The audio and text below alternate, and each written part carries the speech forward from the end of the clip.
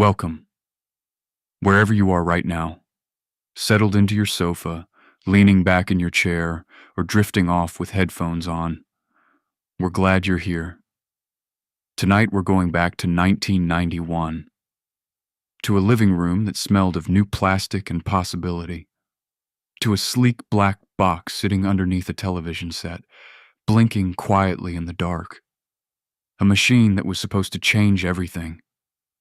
A machine that cost almost $1,000 and sold to almost nobody. A machine that was simultaneously a genuine stroke of vision and one of the most comprehensively mismanaged product launches in the history of consumer electronics. Tonight, we're telling the complete, strange, and quietly tragic story of the Commodore CDTV. Get comfortable, because this one is worth taking your time with. The year is 1991. The Cold War is ending. Nirvana is about to release Nevermind. And in the consumer electronics industry, there is a word on every executive's lips: multimedia. Multimedia, a glorious, vague, aspirational word that meant anything you wanted it to mean. It meant encyclopedias that talked back to you. It meant films played from a silver disc. It meant music that synchronized with images. It meant the living room as a portal to all human knowledge, all entertainment, all possibility. Several companies were in the race. Philips had the CDI. Apple was experimenting with QuickTime. And Commodore, the scrappy, brilliant, perpetually underfunded company behind the beloved Amiga computer, decided they were going to win it. The CDTV, which stood for Commodore Dynamic Total Vision, a name so aggressively corporate it sounds like a parody, was not merely a failed product. It was a failed vision. And like all failed visions, it tells us more about its era than any success could. It tells us about an industry that could see where the future was going, but couldn't quite figure out how to get there. It tells us about the terrifying gap between concept and execution, between what is technically possible and what is humanly usable. And it tells us, with heartbreaking clarity, about the cost of being first, of arriving at the right destination on entirely the wrong train.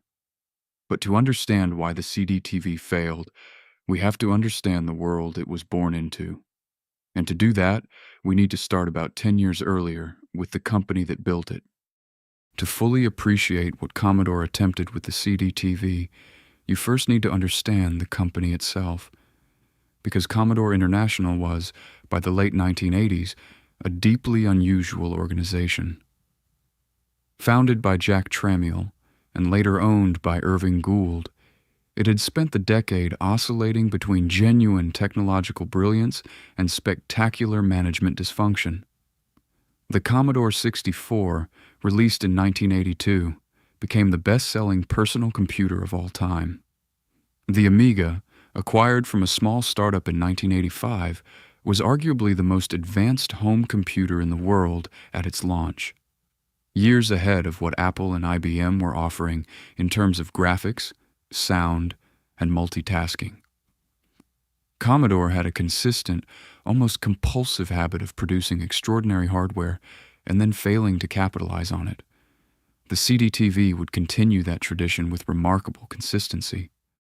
The Amiga 500, which launched in 1987, was the machine that the CDTV was built on, and it was, by any reasonable measure, a remarkable piece of hardware. Its custom chips, Paula for audio, Denise for graphics, Agnes for DMA, gave it capabilities that IBM-compatible PCs of the same era couldn't match without expensive add-on cards. It could display thousands of colors simultaneously at a time when many competitors were limited to 16. It had 4-channel stereo audio as standard. It could multitask using its own operating system. Artists, animators, and musicians loved it. Broadcast television studios used Amigas for graphics generation. Video game developers considered it the platform of choice for ambitious titles. The Amiga 500 was genuinely, demonstrably ahead of its time. which made Commodore's inability to translate its technical superiority into lasting market dominance all the more painful to watch. To understand what Commodore was attempting with the CDTV, you first need to understand what the Amiga 500 looked like. It was beige, profoundly, stubbornly, apologetically beige. Like every home computer of the 1980s, it wore its beige casing as a kind of uniform, a signal that said, "I am a tool. I belong on a desk. I am serious business." The beige computer was a desktop object, and it announced its nature loudly from across a room. By 1990, Commodore's engineers and marketers had reached an uncomfortable conclusion.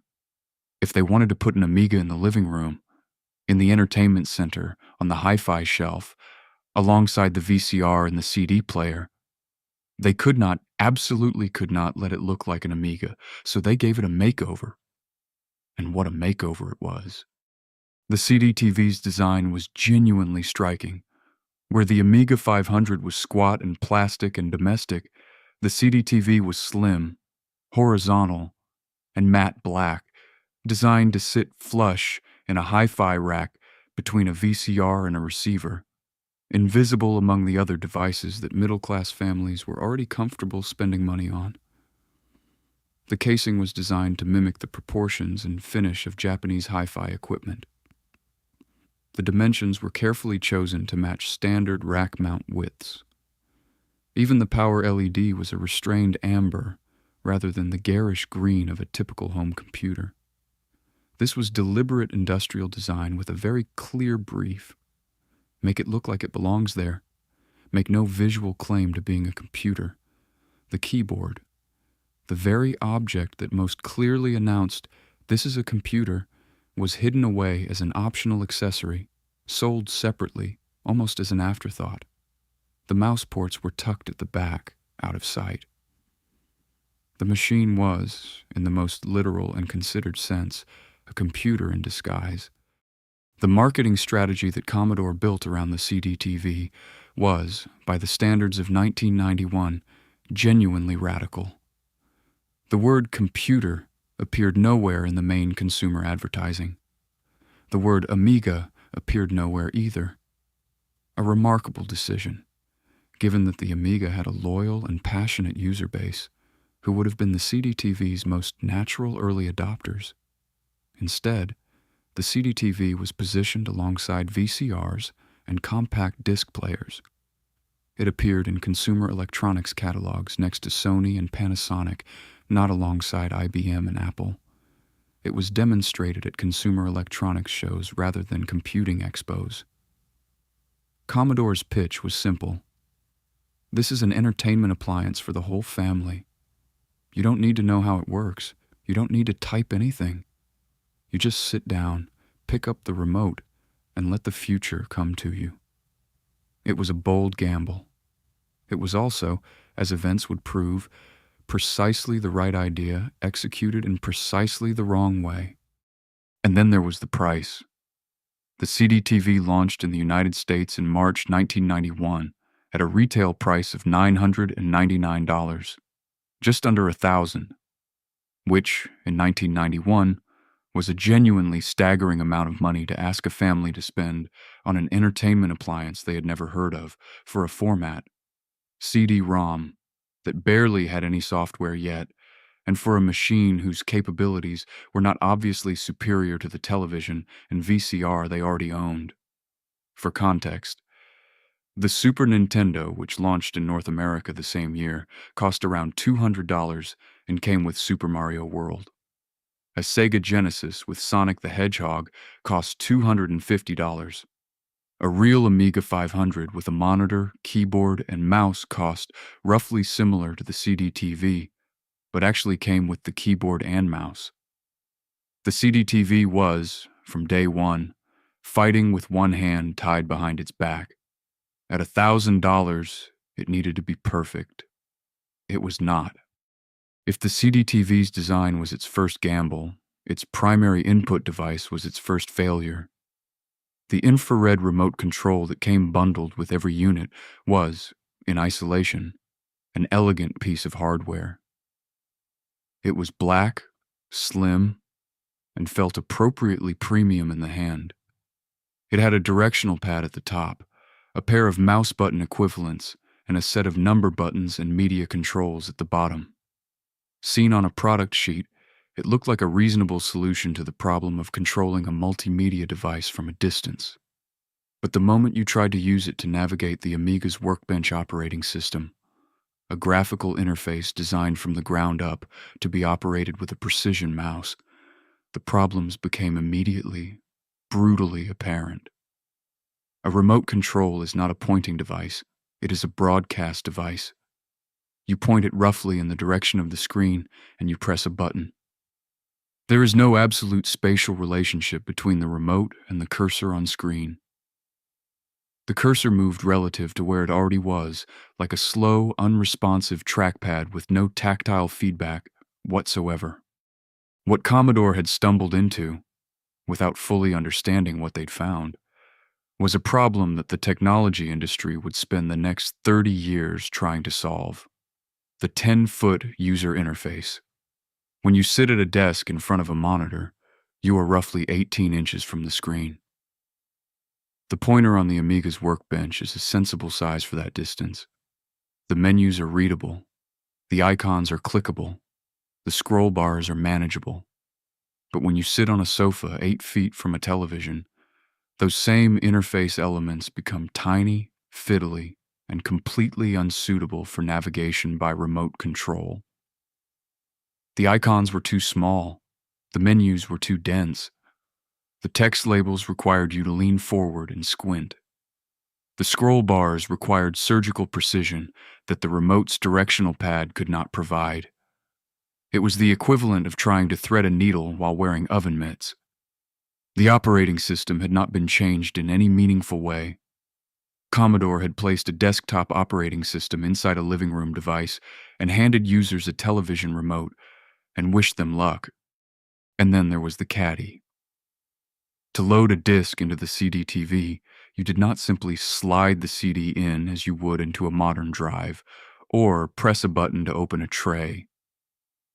You first had to take the CD, place it carefully into a square, hinged plastic cartridge, the caddy, snap it shut, and then insert the entire assembly into the drive slot. The caddy system was a legitimate engineering solution to a real problem. Early CD-ROM drives were sensitive to dust, fingerprints, and physical damage, and the caddy protected the disk's surface from contamination that could cause red errors. But from a consumer experience perspective, it was a minor nightmare. It was slow. The ritual of retrieving the correct caddy, opening it, inserting the disk, snapping it shut, and inserting it into the machine added a full minute to every disk swap. It was fiddly. The caddies were easy to drop and awkward to handle one-handed, and it was fundamentally at odds with the device's central promise of being a simple, VCR-like appliance that the whole family could use without thinking. Beyond the specific frustrations of the remote control and the caddy, there was a more fundamental problem with the CDTV's software environment. Amiga OS, running Workbench as its graphical shell, was a desktop operating system. It assumed you were sitting close to the screen. It assumed you had a mouse. It assumed you had a keyboard for entering file names and commands. It assumed you wanted to manage files, configure settings, and work with multiple windows simultaneously. None of these assumptions were true for a family sitting in their living room watching a multimedia CD-ROM title. CDTV software titles that launched directly from the disk and bypassed Workbench entirely worked considerably better than the raw desktop environment. But the moment anything went wrong, or a user wanted to configure the system, or a disk failed to auto-run, they were dumped into a bare desktop designed for a completely different kind of human being in a completely different kind of room. And with no keyboard and a remote control that struggled to hit small targets, that bare desktop was a hostile, alienating place. For all its interface problems, the CDTV had one genuinely compelling pitch. It could play video, real video, moving pictures from a disc played through your television, without a VHS tape in sight. In 1991, this was not a trivial achievement. It was, depending on your perspective, either a glimpse of the future or an expensive magic trick. The flagship demonstration of this capability was a title called Sherlock Holmes, Consulting Detective, developed by ICOM Simulations and ported to the CDTV from the earlier CDI platform. It featured real actors, filmed in real locations in Chicago, playing out 3 interactive detective scenarios. The player could watch witness interviews, examine crime scene footage, and consult maps and newspaper archives, all presented as video footage from the disc. It was, by any reasonable measure, extraordinary for 1991. Actors on a home computer screen responding to your choices. It felt, to contemporary reviewers, genuinely revolutionary. It was also, by any honest assessment, limited in ways that would become apparent very quickly. The honest truth about FMV on the CDTV was this: it looked terrible. Not terrible in a charming, nostalgic way. Terrible in a way that was immediately, viscerally disappointing to anyone who had been to the cinema in the last decade or watched a clear VHS tape on a well-calibrated television. The video played in a small window, rarely larger than about a quarter of the full television screen. The compression artifacts, blocky, smeared, occasionally resembling abstract painting, were constant and intrusive. The frame rate was low enough that fast movement became a smear of digital noise. Skin tones shifted unpredictably. Fine details, the weave of a jacket, the texture of a wall, dissolved into flat, colored squares. Commodore's marketing brochures had shown rich, saturated, cinematic images of FMV playback. The reality, in a living room, on a PAL or NTSC television, through an RF or composite connection, was a considerably more humbling experience. The FMV titles were, at least, genuinely new experiences that couldn't exist on floppy disk. The same could not be said for the majority of the CDTV's software catalog, which was dominated by what the industry would come to call shovelware. Standard Amiga floppy disk games, ported to CD-ROM with minimal or no enhancement, padded out with a digital version of the printed manual, and, if the publisher was feeling particularly generous, perhaps a brief introductory animation or a digitized music track. The games were identical. The graphics were identical. The gameplay was identical. For a consumer who had paid $1,000 for a multimedia future, loading up Lemmings on a CDTV and discovering it was essentially identical to the floppy version they could buy for $10 was a uniquely deflating experience. The silver disc had promised transformation. Too often, it delivered the same thing in a more expensive wrapper. Among the CDTV's most genuinely ambitious software were the multimedia reference titles. Grolier's Electronic Encyclopedia and the World Vista Atlas represented something truly new. The idea that a reference work could be interactive, that you could search thousands of articles in seconds, hear pronunciations, see related images, and follow cross-references without leaving your sofa. In concept, these were extraordinary demonstrations of what CD-ROM made possible. The closest thing the CDTV had to a genuine killer application for its target audience of curious, educated families. In practice, they were an extended lesson in the management of disappointment. The CDTV's CD-ROM drive was a single-speed unit, transferring data at approximately 150 kilobytes per second. Every search, every cross-reference click, every transition to a new article triggered a disk seek that lasted 3, 5, sometimes 10 full seconds. The encyclopedia of the future moved at the speed of a librarian with a bad knee. It would be unfair to suggest the CDTV's CD-ROM format brought nothing of genuine value. In the domain of audio, the compact disc was transformative in ways that floppy disk trickery could never replicate.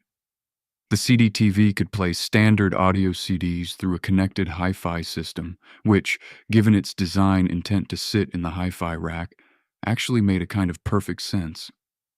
And CD-ROM titles that used the format's audio capacity wisely could deliver full orchestral soundtracks of a quality that the Amiga's 4-channel synthesis, excellent as it was, simply could not match. Several CDTV titles used CD audio to significant effect: the ambience, the atmosphere, the sheer physical fidelity of a well-mastered disc playing through a quality amplifier. This was one area where the promise of the platform was delivered without caveat. The CDTV, plugged into a good hi-fi system, sounded genuinely wonderful. It just looked less wonderful. And in a visual medium, in a visual living room, that asymmetry was difficult to overlook. To understand the CDTV's commercial failure fully, you need to understand what else was happening in 1991, because the CDTV was not launched into a vacuum. It was launched into one of the most competitive years in the history of consumer technology. The Super Nintendo Entertainment System launched in North America in August 1991 at around $200 with Super Mario World bundled in the box. Sega's Genesis was entering its commercial prime with Sonic the Hedgehog. The Sega CD, a CD-ROM add-on for the Genesis, was arriving at around $300, promising a similar multimedia experience at a fraction of the CDTV's price. And in the PC market, the shift toward DOS-based multimedia was accelerating rapidly, with CD-ROM drives dropping in price and MPC, Multimedia PC, certification beginning to standardize the experience across IBM-compatible hardware. The CDTV was being squeezed from every direction simultaneously by competitors who were either cheaper, better supported, or both. Perhaps the deepest structural problem the CDTV faced was not external competition, but internal contradiction. Commodore was simultaneously trying to support two fundamentally different visions of what an Amiga could be. On one hand, there was the Amiga 500, an aggressively priced home computer beloved by gamers, demo scene artists, and musicians who had no interest in a living room appliance. On the other hand, there was the CDTV, a premium device for families who wanted multimedia experiences without the complexity of a real computer. These two visions required different software, different marketing, different retail relationships, and different developer strategies. The Amiga's gaming community saw the CDTV as an irrelevant, overpriced toy that diluted the brand. The CDTV's target audience of mainstream families had no loyalty to Commodore and no particular reason to trust an unknown multimedia format. Commodore tried to serve both audiences simultaneously with the same hardware, the same operating system, and a marketing budget that was never adequate for either. They ended up shortchanging both. A platform is only as strong as its software, and the CDTV's catalog was ultimately its most fundamental weakness. The core problem was one of commercial risk. Developing a CD-ROM title in 1991 was an expensive undertaking. Production costs were significantly higher than floppy disk development.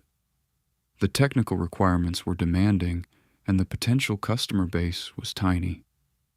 The CDTV's install base grew slowly and remained small throughout its commercial life. Developers who might have invested in ambitious, disk-filling multimedia experiences looked at those numbers and turned toward platforms with larger audiences. The result was a catalog that never reached critical mass, never contained enough genuinely exceptional software to justify the hardware purchase to new buyers, which meant the install base stayed small, which meant developers stayed away. It was the classic chicken and egg problem of new platform adoption, and Commodore never found the lever that would break it.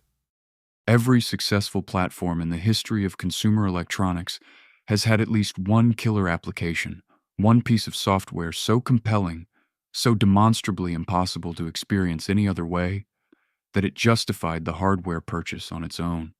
The NES had Super Mario Bros., the Game Boy had Tetris, the PlayStation would have Final Fantasy VII. Even the Amiga itself had Deluxe Paint, software that defined the platform, that gave it a reason to exist in a specific user's life. The CDTV had no equivalent. There was no single title that made consumers say, "I need this machine." The software catalog, despite containing some interesting products, never coalesced around a flagship experience that could serve as a cultural advertisement for the hardware. Without a killer app, the CDTV's $1,000 price tag was simply a large number next to a device with no obvious, compelling purpose for the vast majority of potential buyers. The final decisive blow to the CDTV's commercial prospects came not from Nintendo, not from Sega, not from the PC industry, but from Commodore itself. In September 1993, just 2 years after the CDTV's launch, Commodore released the Amiga CD32, a dedicated CD-ROM gaming console that superseded the CDTV in almost every meaningful respect. The CD32 was built on the AGA chipset, delivering significantly improved graphics. It was designed from the ground up as a gaming machine rather than a compromised living room appliance. It came with a proper 6-button gamepad instead of an infrared remote control. It had a standard caddyless CD tray, and it launched at around $300, roughly a third of what the CDTV had launched at 2 years earlier. With the CD32 on the shelves, the CDTV went from expensive and unusual to expensive, unusual, and obsolete in the space of a single product announcement.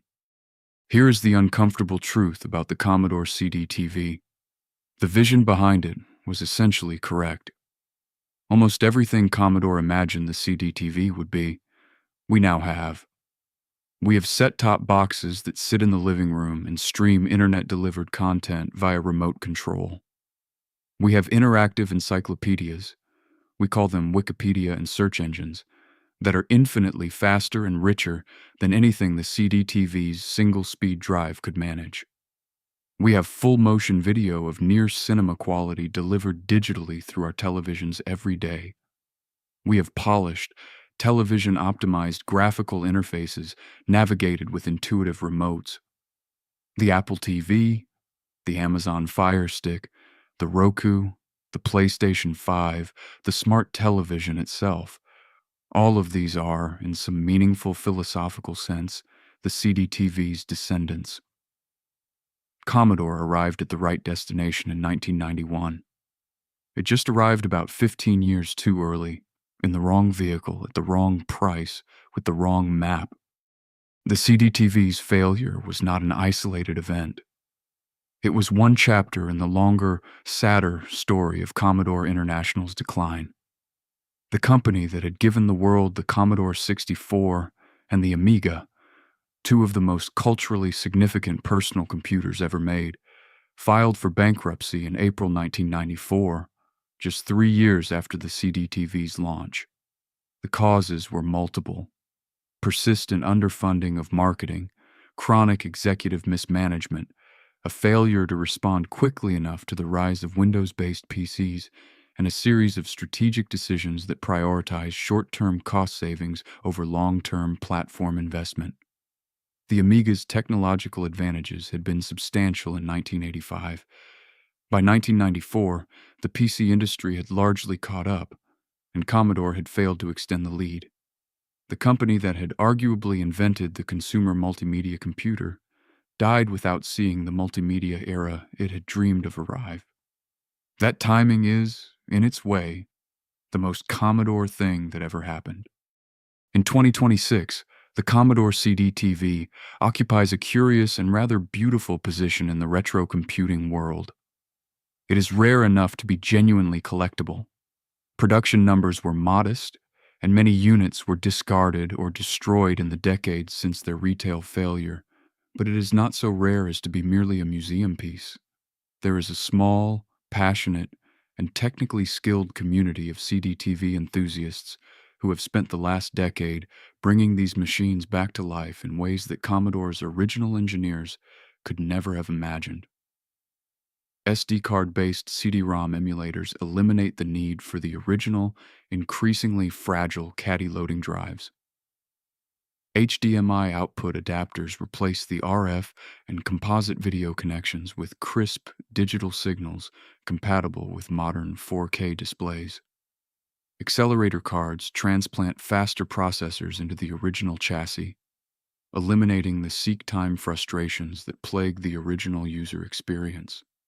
The CDTV, in the hands of these dedicated restorers, has become more capable in 2026 than it ever was in 1991.